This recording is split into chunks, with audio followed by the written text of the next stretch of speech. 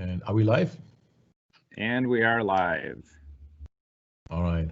Welcome, everybody, to the Leaders Converse through the Luber School of Business here in Milwaukee. I appreciate everybody making the time and taking a little bit of a break, lunch break, and kind of dialing into this webcast. Today with us, we have Dr. Bill Mitchell, who is a former VP from Foxconn, VP North America, who's now the Chief Operating Officer for Moreland. Hi, Bill. Hi. And then we also have Tim Shaver, Chief Digital Officer at National Guardian and former Vice President of Northwestern Mutual. Hi, Tim. Hello. My name is Oliver Degnan, and I am the founder and CEO for More Talent, and also a former executive MBA student through the Luber School of Business. I also would like to say thank you to Adam Wickersham, who is the director for the executive MBA program at the Luber School of Business here in Wisconsin. And he's the guy who's actually making all of this happen behind the scenes. So just FYI. With that being said, we actually have planned a discussion around a really interesting topic. And it's about what does it mean for employees to get back to work, right? And what does it mean for companies and in terms of readiness and from different aspects, from an operations point of view, from a leadership point of view, from an emotional point of view, what are some of all the things that companies and leaders would have to consider to welcoming employees back into the office? Or if they cannot come back to the office, how can they provide an environment that is fruitful, having employees that are remote. So with that being said, we have 6 questions that we like to go through and see if Tim and Bill can lend some expertise to those questions. And the first one is really around the COVID-19 pandemic, right? So it's been a challenge for many to have to work from home. Many employers were not ready for the immediate impact of employees working from home either. Some people's homeowners insurance doesn't cover working from home. Some people don't have space in their homes and wind up telecommuting from different beds and what have you, right? So now that we have been in this new normal, and I'm not sure we can call it new normal yet, but for lack of a better term, let's call it new normal state for a few months. What are some of the corporate concerns associated with even leading a remote workforce? Bill, I'm going to start with you. Any thoughts on that? Thank you, Oliver. Yeah, there's a number of thoughts I have. Just at a high level, when you look at any corporate health, if you do any kind of organizational health, the 2 big things are obviously culture and climate. And I think those stand out beyond the accountability and the way people work. And we'll get to some of those things later.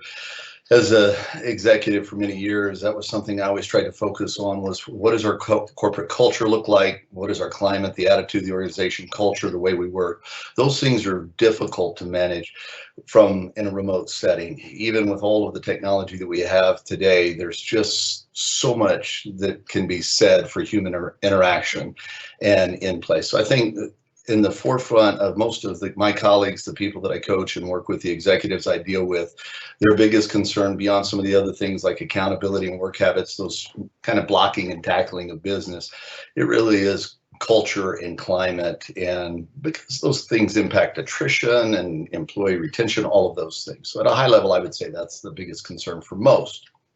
Right. Tim, do you have anything to add to that? Yes, I do. And I'll give an example. I mean, I had a person join my team from outside the company 9 days before we shut down and went to work from home.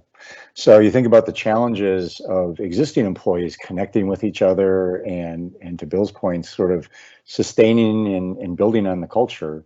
The challenge also shows up in your ability to bring new talent in. How do they onboard? How do they connect? I think there's also some, core focuses you have to have around the issue of individual and team engagement.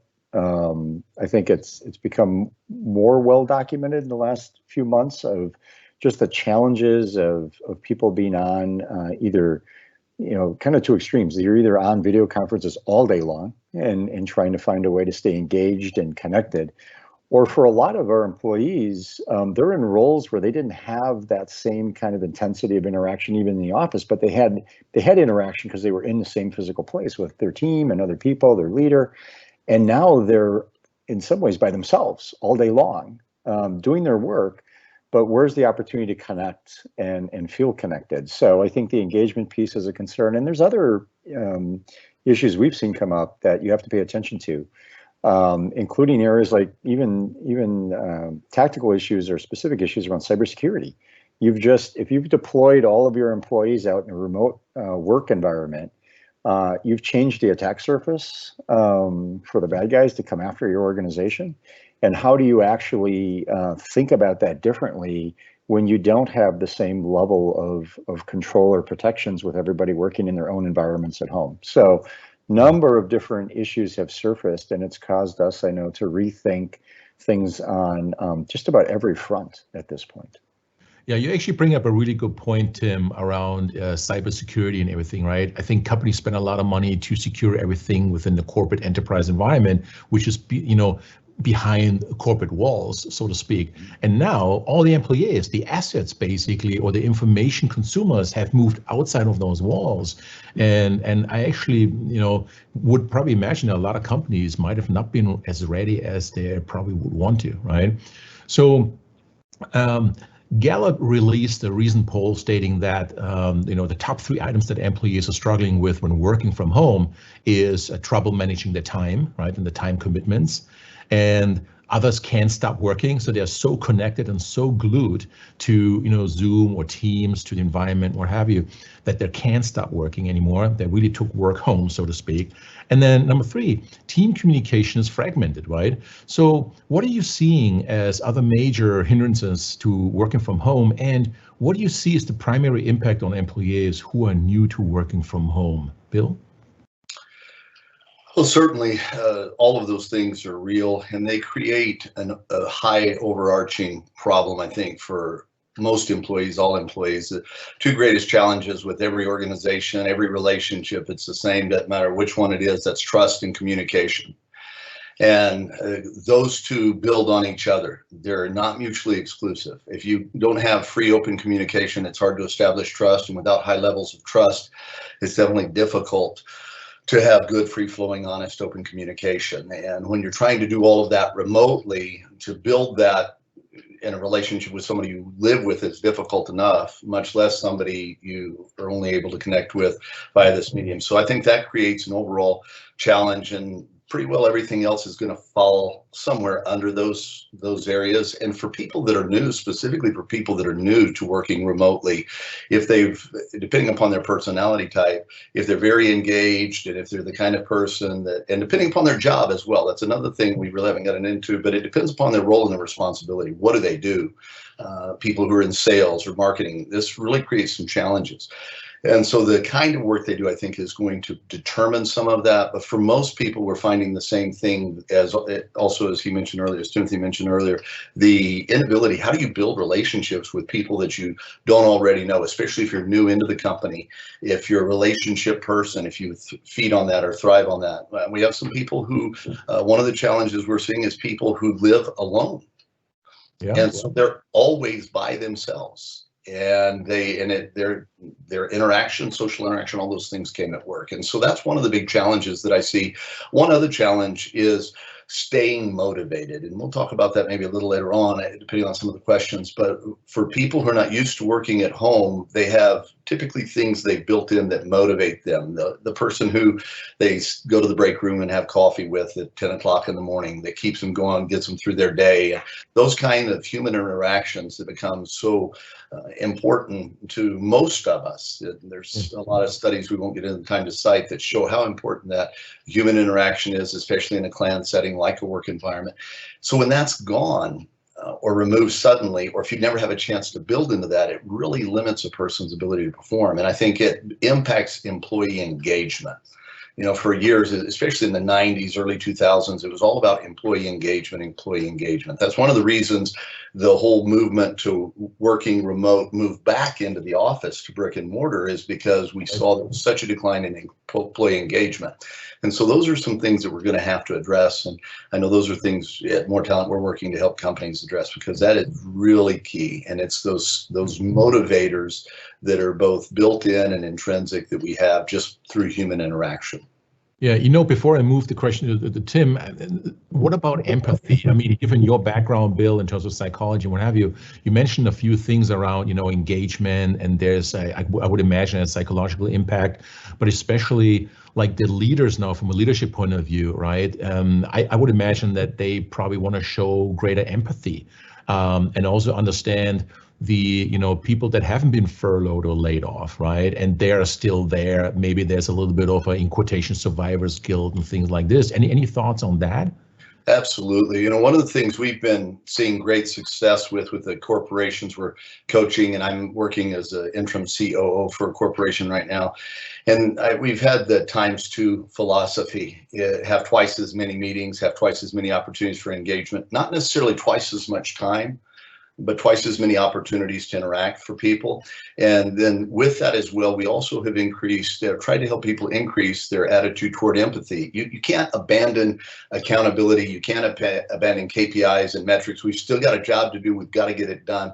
Yeah. But just understanding and making considerations. Some of the companies I've worked with have been very good to help provide the things that help you work more effectively from home and efficiently, whether it's the right kind of connectivity, technology from that standpoint, helping accommodate having a home office, a place that you can work, and providing some funding for that, just to make it better, because they realize that the number one asset of any organization is its people.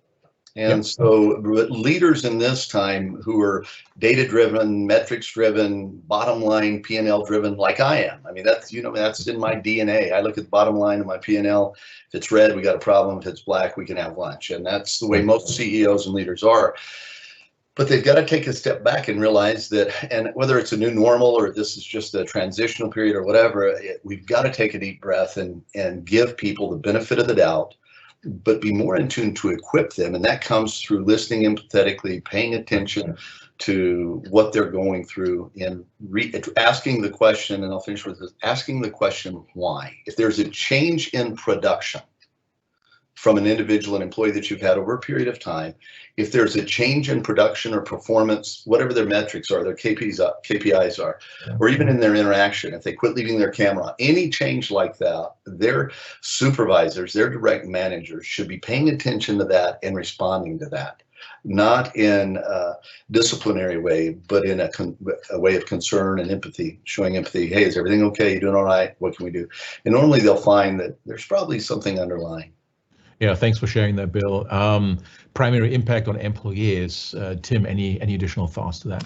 One other thing I'll highlight is just recognition that we moved from a world where we talked much more heavily about how to create work-life balance to people having to deal with full work-life integration.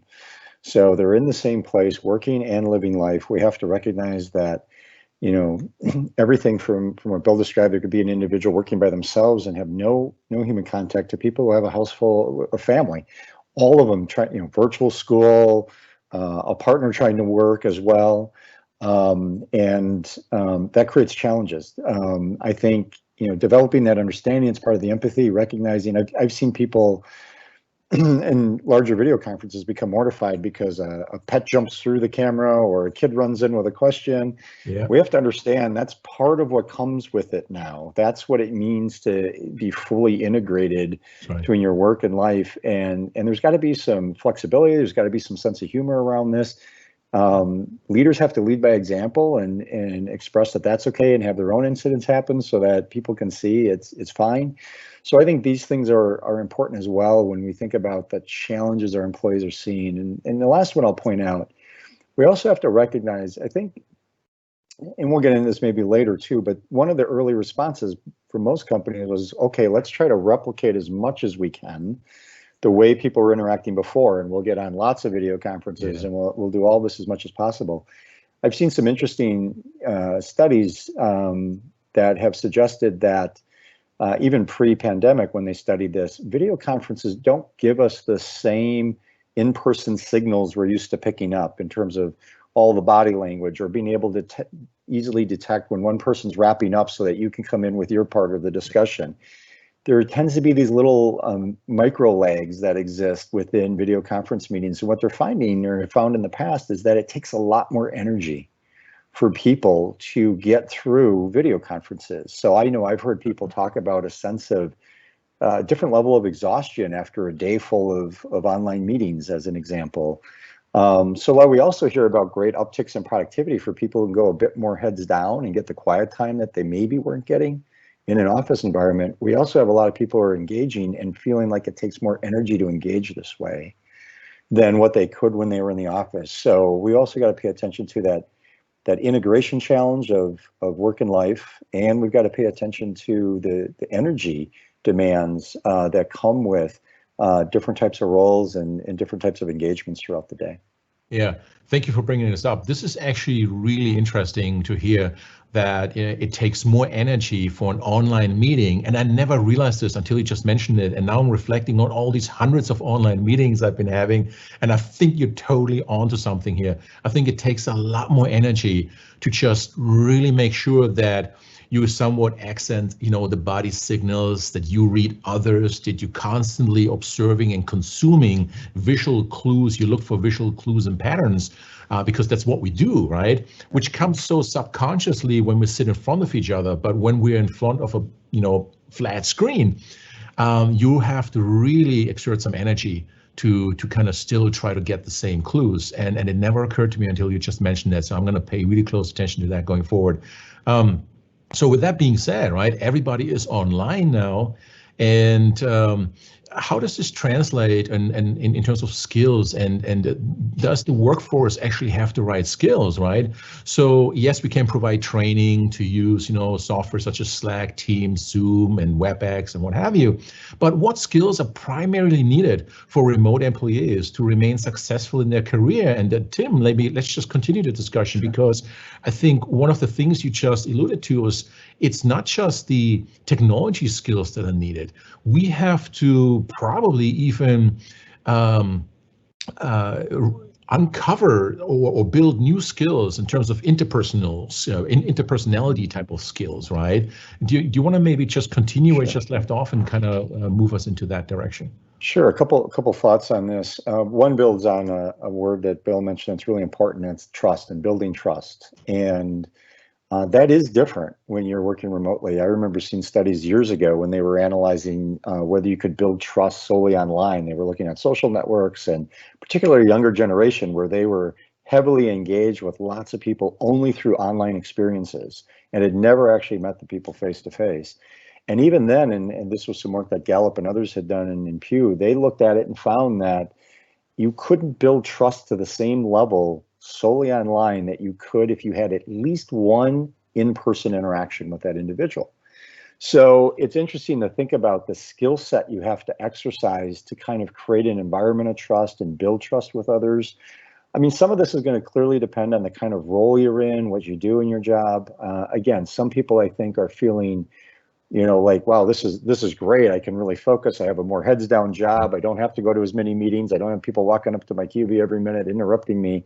They're seeing a lot of lift from this, but there's others, and I'll give you a specific case. We're finding that when it comes to skills, certain roles where they are more relationship based, this is more challenging. So think of salespeople, and switching from all of the in-person interactions they're accustomed to having to do the sales process online. And we found examples of individuals who couldn't make the leap. They weren't unable to adjust their approach and style. They were so oriented to a sales style that depended on in-person interaction that we've had to actually go look for a different type of person to fill those roles now in some cases, because it takes a different kind of approach, a different kind of orientation to build that relationship online, and how you find a way to do that. And Bill mentioned maybe it's more shorter but more frequent interactions to do it, rather as opposed to maybe being used to getting in there and getting an hour of somebody's time. You maybe don't want to ask for an hour of somebody's time online right now. You want to give them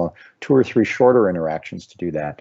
How do you convey your excitement and your energy and what it is you're pitching through an online experience? So that's different kinds of presentation skills and approaches around that. How adept are you at handling presenting content at the same time that you're doing the, the voiceover with it and responding to their signals and interactions. So there's a number of areas where we're seeing, skill set beyond just can I technically get a Zoom to run and can I figure out how to contribute to a team in Slack or something along those lines, where you really are back into rethinking the interpersonal skill sets that are necessary in a remote work environment like this. Yes, I hope, Adam, you're taking some notes, because I think there's a great opportunity here for the Luber School of Business to put together a course just to address this particular concern. Bill, any thoughts from your end in terms of what are some of the primary skills for remote employees in order to remain successful in their career now? And I certainly agree with Tim. Those interpersonal skills, those soft skills, the ability to deal and work with people in this setting is, I don't think it's ever been challenged any more than maybe telesales, back in the day.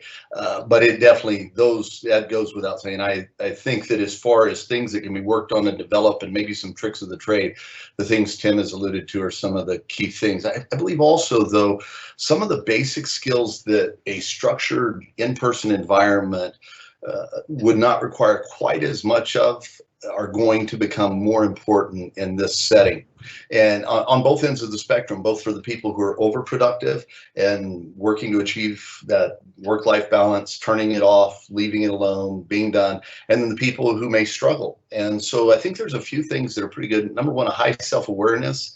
People need to pay attention to how they're doing, the way they're working. The second thing is having high levels of professional self-discipline. Right. Disciplining themselves to get the work done for the people who might be distracted, and you got kids running around. And I was in a meeting the other day, and my dog brings his ball to me, want me to throw it, right in the middle of a meeting. And my wife is a high school teacher, and she's teaching online here. And so, there's all kinds of things that go on. And so in spite of all of that, just that high level of self-discipline to make sure that you are working when you're supposed to work and working on what you're supposed to work on without anybody looking over your shoulder or walking by your cubicle or walking into your office. But then in addition, at the same level when it comes to discipline, is having the discipline, like I said earlier, to turn it off. To say, it'll be here tomorrow. I'm done. I'm going to shut it off. Another 10 minutes is not going to make or break. Let's just be done. Have the time with your significant other, family, however you live your personal life. That's one. The other thing is taking initiative. Because we don't have the water cooler talk and some of the interactions that naturally help an organization grow, where you can have those 2-minute conversations, I think there's an initiative that needs to be taken for interactive communication other than email or IMing. I was in a situation recently where there was probably 15 emails went back and forth between two individuals that could have been, and God only knows how much time and money was wasted with no resolution, where had those two people simply gotten on the phone and spent about 3 minutes like this, having to look at each other, it probably would have been done and solved. And so I think taking the initiative to raise your hand, to ask questions, so personal discipline, initiative, and the final, I think, skill set that we have to learn to work with is just being aware. And it is a skill set. I have to work constantly paying attention. Yes. Paying attention when other people are talking, because we're not in the room. We can't read all of their body language. If they don't have their camera on, it makes it even harder. There's so many hindrances to effective communication we've already identified.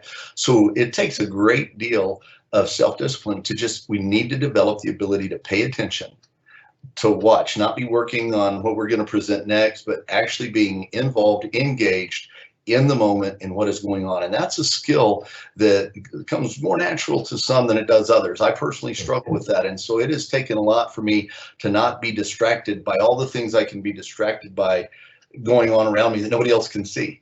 Nobody else know until they say, "Hey, Bill, what do you think?" And I'm like, yeah, good idea, And so I think those are three things that everyone, and I know for me, that initiative, the discipline, and then that paying attention, even though it sounds elementary, those are vital to really being successful in this kind of environment. Right, right. No, I appreciate that, Bill. And as you know, at More Talent, we have, we teach people to observe their surroundings, to observe the interactions, and we actually have them put a document together and write down, little simple words. What did I observe during this meeting, right? Body language, clues, visual clues, even things behind the scenes, like there's a bookshelf behind you, things like this, right? There's actually a lot of clues that we get now that are personal in nature.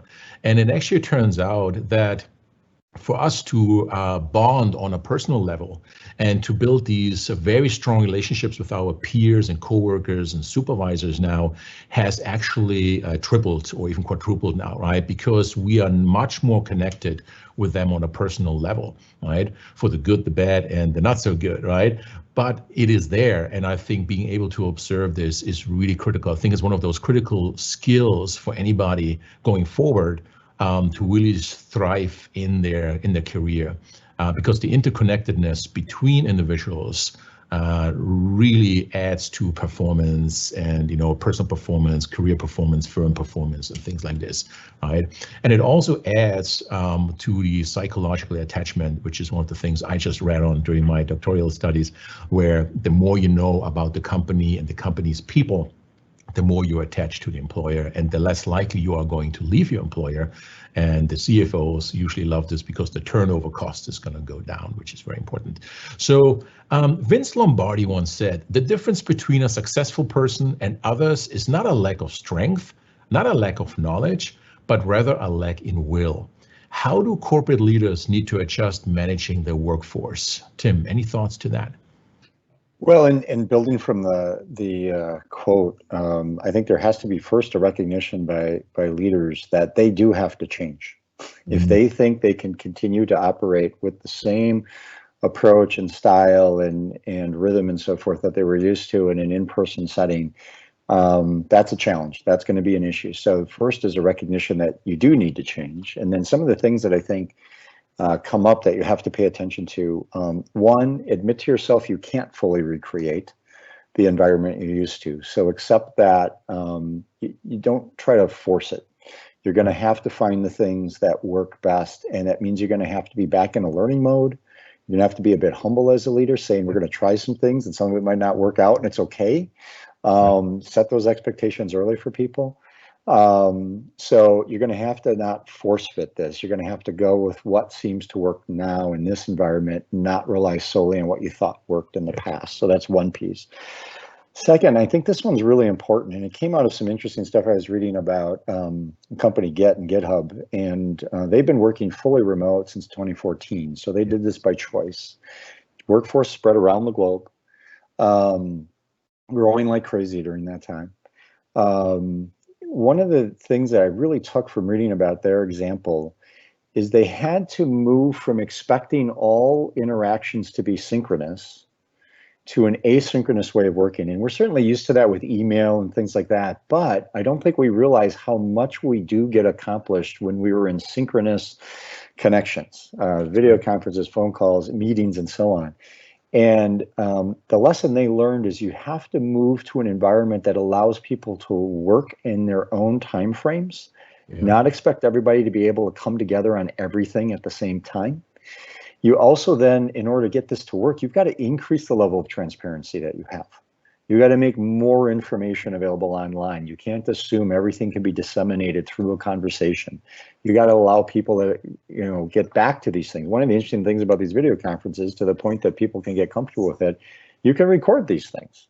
You can make it available to people to go back and reference. What did he say when we were talking about that topic? I can go back and catch a couple of minutes of that and inform myself on that. So give people the opportunity to revisit some things by making information more transparent, more readily available to them. And then it's going to force you as a leader to move out of modes of managing the process and the how, and force you into managing the outcomes and results. And so we've talked about this a long time in leadership, going back quite a ways, and how you really want to pivot away from sort of managing how people get their work done, and instead manage what you're trying to accomplish, why you're trying to do this, and give people the room. And we used to use the word empowerment all the time to describe this, and it was really challenging, I think, for leaders and companies to ever really truly get into space. Well, here's a window of opportunity to really figure out that word empowerment and give people the room to work the way they need to work. And what you're really looking for is, are we getting the results? If people can deliver. I remember stories early in my career, and I don't know if these were true or if they were just trying to scare us, but they talk about the fact that certain leaders at the time, high-level executives, would wander the halls after a certain time, late afternoon, just to see who was still at their desk. They did. Just to make sure they could take notes on who's really putting in the time or not. If this isn't telling us that era has to go away now, yes, I don't know what will. So we've got to move past that. And maybe just one last thing. And this is a much more tactical thing, and it builds on something that we've already talked about, but you got to move to a mindset of check-ins. As a leader, you got to be checking in with your teams. You got to be checking in with your peers. These don't have to be the half-hour or full-hour meetings that we're used to when we're in the office. These can be much shorter. In fact, try this. Give your teams a little relief. And when you're doing a one-on-one check-in, don't do a video call. Just hop on a phone call and tell them, oh, I'm out walking. I thought I'd hop on a call with you, just to check in on how things are going. You're both signaling to them that they've got permission to not stay chained to the video camera all day. And you're just giving them some relief from having to be online all the time. So frequent check-ins, mix in some different variety for them. These are really basic, simple things we can do as leaders that can sort of alleviate some of the challenges that come with this remote work environment. Yeah, I really like this a lot. I just saw the CEO from Netflix on The Economist, and he was interviewed, and he basically has a culture where everybody has unlimited vacation. You just take off whenever you want to take off. You don't have to explain why and what have you. And with that, he actually instilled the empowerment of responsibility, accountability, and also attachment to the organization, right? And it seems to be working quite well for Netflix. And you picked on something really important. Sometimes companies, they start building big processes, right? And processes are good to a certain degree, but when everything changes, organization is no longer there, and maybe even the tools, the access to the tools to kind of, steer the process is kind of limited now. Sometimes too much process gets in the way. And what I hear you saying actually is quite the opposite. You're talking more about almost ambidextrous leadership. You're talking about empathetic leadership. You're talking about enabling leadership, that oftentimes gets out of the way, but probably is very clear from a strategy point of view on where we need to go and why, right? Mm-hmm. And this is one thing that, Bill is also doing a lot around strategic clarity. And maybe, Bill, this is something you can talk to that as well. Like, how important is strategic clarity and clarity for this kind of leadership that's being, needed right now during this time, right? And going back to the main, question here, how do corporate leaders, right, need to adjust managing their workforce? I think that clarity is a key. Before we move on, I have a question for Timothy, if I could, real quick, around this, what the leadership itself, what leadership style, and I know I don't want to get into detail, but just from your perspective, your experience, what leadership style should CEO, mainly C-suite, senior leadership, anybody managing a large team, what leadership style in this current world should they try to adopt or adapt to? Yeah, I think it is important to move to a style that's less command and control and less micromanagement in orientation. And you've got to pivot into a style that is grounded more in trust of your team. I tend to think about it in terms of flipping the organizational hierarchy and getting into a structure where, as a leader, the style you're approaching is much more oriented towards supportive. I think it is important to be very clear in what we're trying to accomplish and why we're trying to accomplish it, but then support the team and say, what can I knock out of the way for you? So how can I be that supportive leadership style, providing, coaching probably on more frequent basis than you're accustomed to as doing this, but really try to pivot away from control. And when environments are this disrupted, And when this much is changing and there's so much uncertainty yet ahead of us, I mean, we really don't know where things are going to land or when as we move forward. I think control ends up becoming your enemy as a leader. And what you have to move towards is what I describe as a more organic approach that says, I'm really going to trust in my team more. We're going to communicate more frequently. We're going to set clarity, but I'm going to give them the room to help us run this organization. Yeah, and let me respond to your question too, Bill. So there's the big elephant in the room, which is called emotions, right? I think emotions are everywhere right now, right? Everybody's scared of economy, COVID, and nobody knows where things gonna basically fall and end up, right? Some people sit tight, they don't make a move at all, and others make extravagant moves, like they just completely change their lives right now because they don't really, they basically try to get out of the way, but they don't know where that is. And so emotions are there, but as leaders, I would imagine a leadership style that is less based on emotions, still aware that emotions are at play, but really focus more on data, focus more on what do we see, what do we know. We can create clarity around the things that we know and see, right? And then equally important, let's also create clarity around the things that we don't know yet, the things we can't see. But let's be explicit about this. Let's say this is what we actually don't know, and because of that, we can't make a decision on it yet, right? But it's equal enough that we need clarity on both sides, and I think that's the kind of leadership in this environment right now, which will be here for a number of years. This is not going to go away overnight, right? And so I from a leadership style, I will probably say that this is going to be increasingly important to reprogram leaders in a way that they are more data driven and things like that. Bill. And I certainly agree. And thank you both for answering that question. I think it's important that we as executives and senior leaders really consider our style. What are we doing? How are we doing? And to that point, and thank you for the great wealth of information, I think there's a couple of phrases that I've heard along the way that really come into play, especially as Tim was talking about giving your team more latitude, more authority, more power, whatever the term we want to use is. I heard this years ago, people buy into a world they help create. And then the other one is people support a process that helps them succeed. And I think in today's world, with all that we're faced with, and without the opportunity to just have the free volley of questions back and forth in a room, or to walk into somebody's office and to say, hey boss, why are we having to do this? Or this really doesn't make sense. How about if we don't have that? Sometimes some of the accountability measures that are put in place almost seem punitive, like they're punishment, or they changes as an organization is having to make change without having time for sensing sessions and buy-in and all that. We just got to adjust because of necessity. Sometimes we can struggle with that. And those two phrases, people buy into a world they help create and people support a process that helps them succeed. It's very important that we give them that opportunity to create the world, whatever that is, and then also that we explain the why of the process. The old adage, everybody's tuned into WIIFM, what's in it for me radio station. And if we can help our people understand what the value is and why, and the old because I said so idea just doesn't work really anywhere today, but certainly not in this new setting, because we don't have the opportunity for free open discussion. So leaders have really, really got to, as Timothy said, we've got to just give that latitude to our teams and trust them, hold them accountable, but let them figure out how to get there. And that's why, is to your question to me initially, was the clarity piece. Most people in a corporation cannot quote the vision or the mission statement of the organization.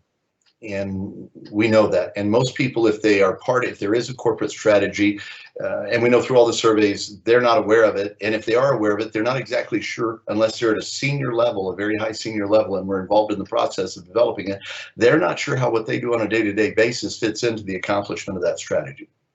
So it's vital for leaders to make sure that they're making those connections on purpose, intentionally, with complete clarity. And one of the things that we really haven't touched on is the opportunity for there to be two-way communication. It's awkward in a conversation like this. You can't see when somebody's done, and you don't want to step on somebody, especially if you've got 6 or 7 people in a meeting. And so a lot of people I find myself just kind of sitting back waiting for my turn, and then the meeting's over and I never took my turn. I never asked the question. So I think being very intentional about creating from a leadership perspective, opportunities to do just that becomes vital. It really does, to be able to give people a chance to ask questions and feedback. And I think you can set up messaging boards and all those things, but I think this in person as much or virtually in person is really a key component. Yeah, people really have to learn. What I'm hearing from both of you, people really have to step it up. They have to self-engage with their new environment. They have to find ways to do that and click the button, send a message or video and what have you. And maybe not make so much of an official deal out of every interaction, right? Because we're so used to, oh, if it's an online video meeting, there's a meeting invite for that. It's scheduled a week in advance, right? A bunch of administrative assistants were a part of that, these kind of things. And this is all stuff you gotta forget. You really gotta say, no, just as you said, Tim, call me on a cell phone. I call you up. How are you really doing, right? And things like this. It's more the ad hoc type of leadership interaction with the environment, which I think is really, really important of the new leadership style. So this all obviously feeds a new culture, right? There was the previous culture, the pre-COVID culture, and then there's the COVID culture, and then there's the post-COVID culture, which we can only guess where this is going to be. So let's talk about that a little bit. What are some of the long-term effects of a sustained remote workforce culture? Tim, do you want to maybe have some thoughts on that? Yeah, I think there's, a couple jump to mind right away. I think one, just from the overall culture standpoint, concerns about really being able to sustain, the principles and values of a culture. How does that get transmitted? We, a lot of work in the past have talked about how that comes through storytelling in the workplace and more informal mechanisms that convey that. You can put it up on the wall, but a lot of it's how you're living day by day. And now that we're more disconnected, I think there's growing concerns that that's one of the challenges, is how do you continue to instill the values and principles of your corporate culture in people and sustain that over time. We've mentioned earlier the challenge of what if you're bringing new people into your organization? How do you even instill it in the first place? But also, how do you support it and reinforce it over time with your workforce? So I think that's going to be clearly an area of challenge. And I think, there's going to have to be a lot of experimentation. Companies are going to have to try different things to see what resonates around that. They may have to be a little more deliberate about having conversations around their cultural values and beliefs, because they can't convey it as much through informal mechanisms. I think another area that we see that I know is getting some discussion and concern is, what about innovation? We've been focused on innovation in a lot of companies for several years now, and there's lots of stuff that's been written about the importance of, like the unplanned collisions of a couple of people in the hall, and all of a sudden they share ideas about what they're doing and so forth, and it leads to some next gen innovation in that company. I think that's clearly harder to recreate in this environment.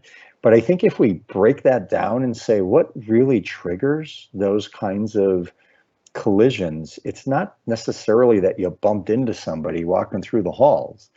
It's more likely that when you did that, somebody asked an innocent question. Right. Hey, what are you working on lately?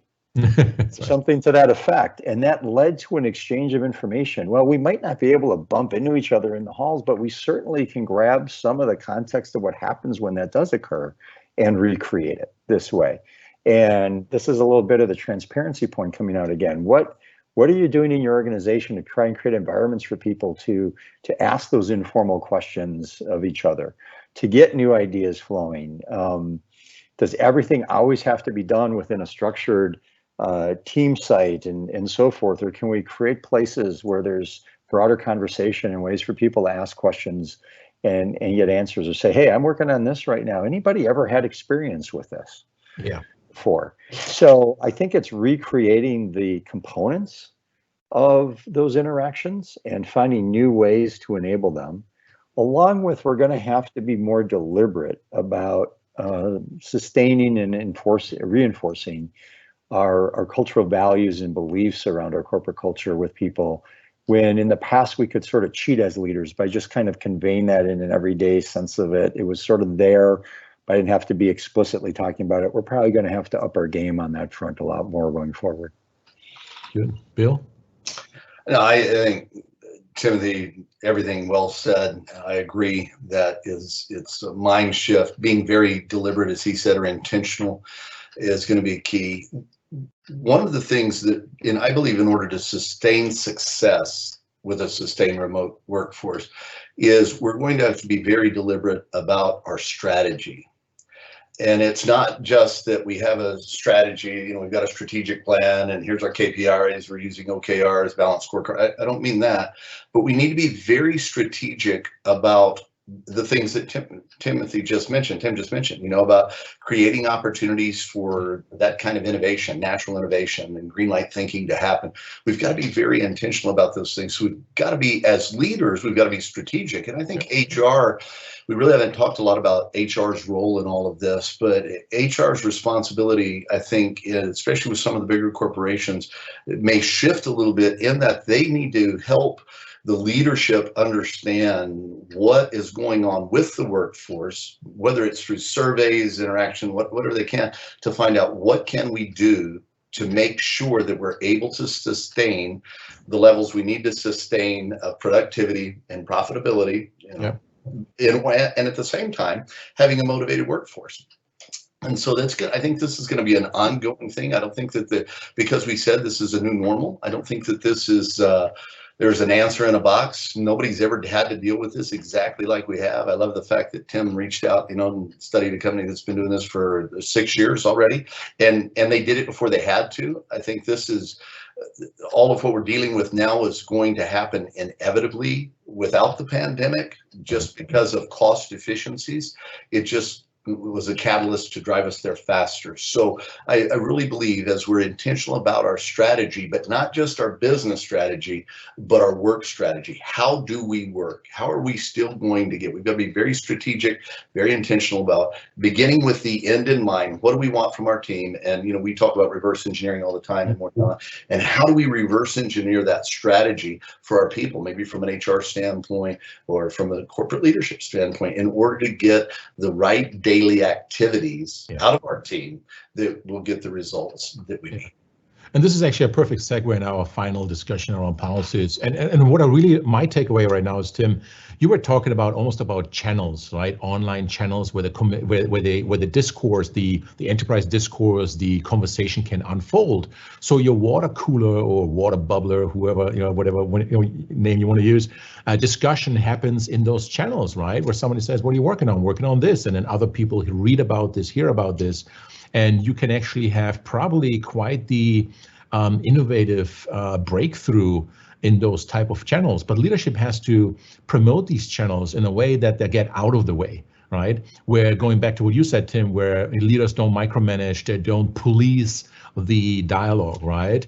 But with that being said, I would imagine, Bill brought up HR, human resources, right? That is an important component, right?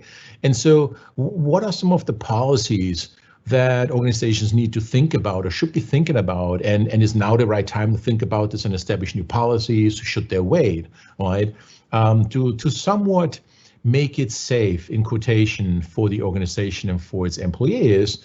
But then also this might be, from your point of view, Tim, some security implications there as well, right? What is being shared, IP and certain discussions, and who's really privy to certain things. So some of the things, Tim, that you can think about, policies that maybe companies ought to be thinking about right now, and then maybe as a result of everything we're learning during COVID right now, thereafter. Absolutely. And I think there are a number, if not all, the policies that should be looked at as part of this, because I think rather than viewing this solely as, something's disrupted us and we need to address that, and that means we have to change policies. Yeah. This is also just a great opportunity to say, why don't we take on some of the things we might have been talking about before, hadn't gotten the urgency or energy around yet. Let's use this as an opportunity to go after some of those policies and say, what could we do to kind of shift the culture in a positive way?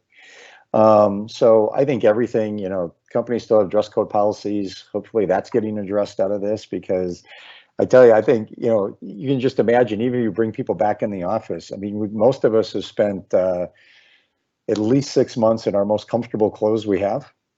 And so forcing us back into certain dress codes and things like that, I think is going to be a real challenge. So you ought to be looking at things as specific as that, but more broadly, I think you have to be looking at remote work policies going forward. I know some companies have had these in place. It's tended to be a very structured, managed, and controlled experience if you wanted to have some sort of formal work from home in an organization. That probably has to be re-examined with what we've gone through and maybe loosen that up a bit and give more flexibility to employees.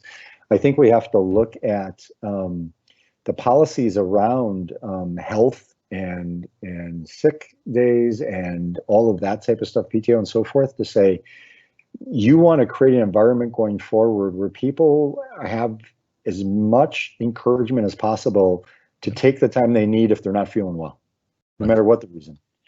If this hasn't taught us anything, it's that we don't want to push people to come into the office or come together in any sort of structure where they're not feeling completely 100%. They need the permission to be able to step back and say, listen, I'm not there today, not feeling it, and maybe I'll work from home, maybe I'll connect into a meeting or two, but I don't want to put anybody at risk. So we got to think about policies around that. So there's a number of areas we're going to have to think about. Even your policies around PTO and family time and so forth, we have to recognize that given that we don't know the situation, this is a time to examine those policies and say, what kind of flexibility do we create for employees around family situations that might exist?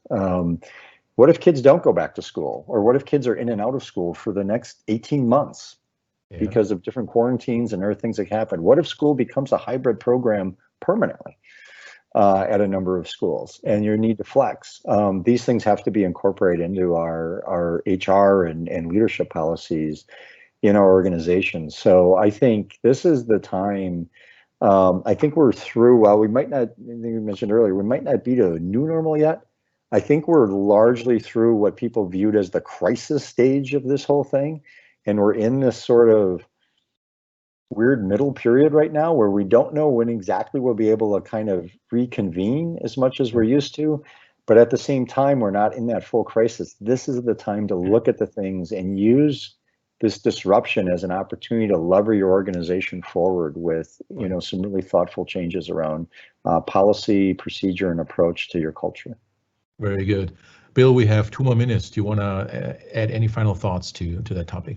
No, I think he really covered it. I just agree that, if we have good policies and good processes, and those are things that we need to be examining. And anytime, I would suggest anytime a company, an organization has a hiccup or there's a problem, or even if it seems like it's a personal conflict, somebody is not doing their job, first question asked, what is our policy? Is it relevant given our current work situation? Because it may not be relevant anymore. And then if it is still, then what is our process or procedure for that policy? Is it still relevant? And those are the two things we, as from a leadership standpoint, we need to make sure we're paying attention to. And then if obviously those are good, as I always say, if you got your right policy, right procedure, that only leaves one thing, and that's people. And so then what can we do to help our individuals work better? Yeah. I really enjoyed this conversation. I think the one thing we can all agree on, that pretty much everything has changed and the carpet was pulled from underneath our feet, and we have to, find out what that really means, for all of us. I'm not so sure about policies that right now is the time to add big new policies. I actually like what we talked about, where we actually loosen up a few things here and there, right? And but really think about mentoring and coaching from a leadership point of view, really recognizing the opportunity that we have as leaders to mentor others for growth, to keep employees attached to the organization and their careers and their coworkers. And I think that is the real opportunity here, right in front of us right now. And I think if we do a good job doing that, then hopefully we will, pass through this pandemic, and thereafter we can start thinking about policies that actually might retain or prolong the state of newly found productivity and innovation and what have you. With that being said, I would like to just open up. Are there any additional questions from anyone within the audience? Anybody else has any additional questions? I want to make sure we give a little bit of opportunity here to ask questions. Yeah, Oliver, we did have one audience question that said, we've been remote for so long. What should we look for and do when we actually do return to work to make sure people are comfortable and productive? Bill, do you want to maybe start? Yeah, absolutely. I think making preparation in advance of that is going to be key. And so all of the things that we can do to increase communication, work on corporate culture and climate, trust, building trust, all those things we already talked about, doing as much of those things as we can in advance. And then making sure we have all the necessary safeguards, as Tim talked about earlier, when people do come back from a safety, so they'll feel safe, so that they'll feel we don't have these underlying concerns for their health and safety, or the health and safety of the people they care about and love, and making sure we're following whatever government guidelines and all those kinds of things, because people are all over the spectrum on their perception of this. But then it's almost like, if you think about when you were in school as a kid, coming back after summer break, a lot has changed, and this has been a lot longer for most of us than summer break. And lives have gone on, people we were really close with, friendships may be different. They maybe have not stayed in touch like they would. And so I liken it with some of the companies I worked with, they help come back to work already. You go through that time of uneasiness. So anything we can do, whether it's having cocktail hours, mixers, be very intentional about having lunches, anything to get people together. And I would even have some events as a result of bringing people back to give them that opportunity to get comfortable once again and to enjoy each other's company and get to know, reacquainted, those kinds of things. And there's a lot we could talk about, but for the sake of time, I think if we just think through what's it going to be like, most of us should be able to adjust and adapt. It will be different, but it'll be okay. And one last thought on that, any new rules or policies that we have as a result of either just the experience of being remote or changes that happened in our business that while we were remote, or because of the health situation, the pandemic and health concerns, all those policies should be very clearly explained as to the why.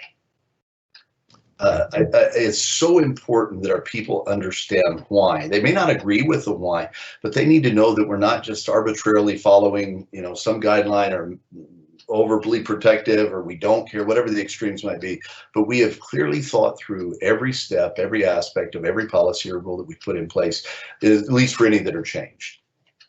Very good point. Tim, you want to answer? Yeah, well, I'll build right off that, because I think what Bill said just now is so important. You've got to be able to answer the why for people. And I would extend that to say you should be able to answer the why on why you're bringing them back into the office. Absolutely. To start with. You probably do have good reasons. You better be really clear as leaders on why you're bringing people back in. I mean, we had an incident in the state of Wisconsin here with a well-known health technology company called Epic Systems, where they requested all their people to come back. There was a pretty good outcry on social media from their employees about this. The county health department sent some questions to the company to ask why, and 2 days later, they extended the stay-at-home time. That's not the right way to go about handling this, okay? Yeah. We need to be really thoughtful about why we're bringing people back in. Secondly, we really have to emphasize flexibility. People may be coming back in the office, but understand their situations at home could be really different. They may have somebody in their family who's still compromised and not comfortable yet with people kind of leaving the bubble. They might have kids who are not yet back in school, depending on what the timing of this is and so forth. So we have to be really flexible with people. And third, you should assume as people come back into the office, even if we get to what we hope to get to, where we find a way to have a vaccine or create the right immunities and so forth, and we feel like we can really come back en masse. Once people can start to re-engage like that again, you should assume you're going to spend at least a couple of weeks at a fairly low productivity level as people just reconnect with humanity again. Give them some time. Again, the flexibility theme here, they're going to need time to just be able to reconnect like that. The whole idea of having that freedom to connect with people, like, back in the office and in our lives again, after so long not being able to do it, give them some time so it just can recreate those bonds, as Bill talked about, but also just kind of get it out of your system that yes. You can actually do that again. So I think those are going to be some of the key things we're going to have to be really thoughtful about as we bring people back into an office. That's fantastic. With that, I really thank both of you. Thank you, Dr. Bill Mitchell and Tim Shaver. I really appreciate your time. Thank you so much. Everybody online who was able to join, thank you. And check us out at the Luber School of Business website for Leaders Converse. Lots more fantastic topics, very, very, very relevant. Thank you, Adam Wickersham. And with that, thank you, gentlemen. Thank you. Thank you.